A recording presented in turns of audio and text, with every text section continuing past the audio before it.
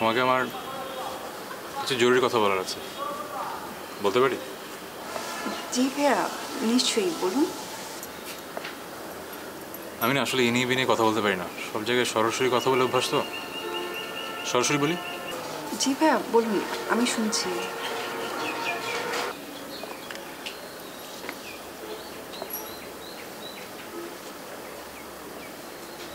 আমার তোমাকে খুব ভালো লাগে।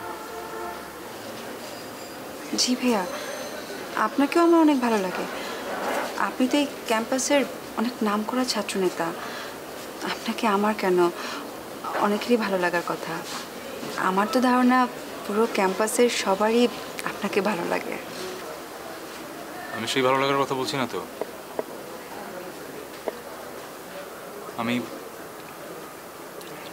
তোমাকে অসম্ভব পছন্দ করি। আপনাকেও আমার বেশ পছন্দ।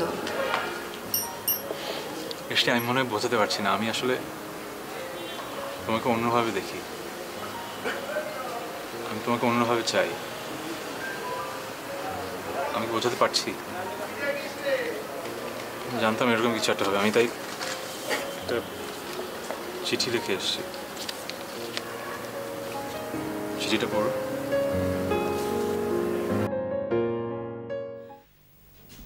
দেখুন ভাইয়া, আমি আসলে খুব কনজারভেটিভ ফ্যামিলির মেয়ে।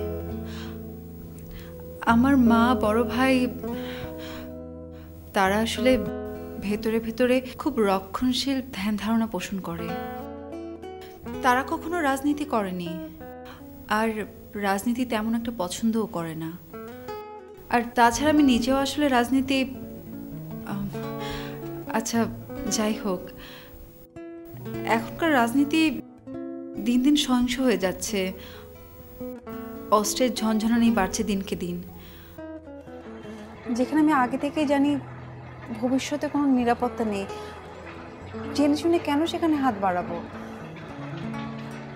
আসলে আমি স্পষ্ট দেখতে পাচ্ছি আমার পাশের মানুষটির মতো আমার জীবনে কোনো নিরাপত্তা নেই।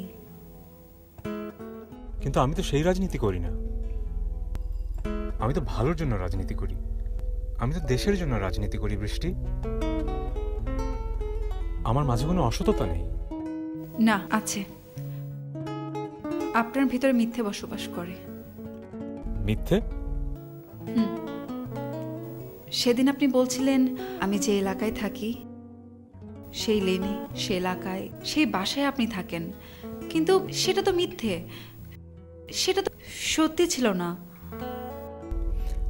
সেটা তো তোমার সাথে কথা বলার একটা অজুহাত ছিল মাত্র, আর তো কিছু না।